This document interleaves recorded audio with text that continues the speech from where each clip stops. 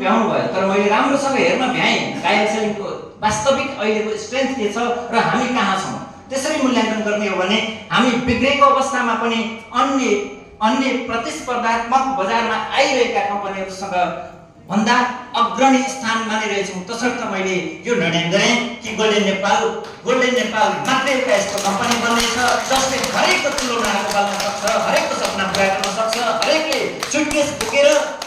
Suitcase बोकेर म कतिपय अवस्थामा यहाँहरूलाई डेमोन्स्ट्रेसन देखाउने छु ताकि सुटकेस बोकेर घरबाट निस्किसकेको मान्छे काठमाडौँ आइसके पछाडि उसलाई एयरपोर्ट जाने आँट आएन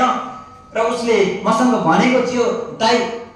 मभन्दा कान्छो उमेरको भएर होला सायद उमेर सुन्यो भने कुन बेला दाइ पनि पर्न सक्नुहुन्छ, तर उहाँले मलाई यही उच्चारण गर्नुभएको थियो, दाइ 20,000 महिनामा नेपालमा आउँछ भने म अझै पनि फर्किन्छु। उहाँ फर्किनु भएको छ, अर्कै समस्या देखाउनु भएको छ, तर उहाँको भर्खरै 2 वर्ष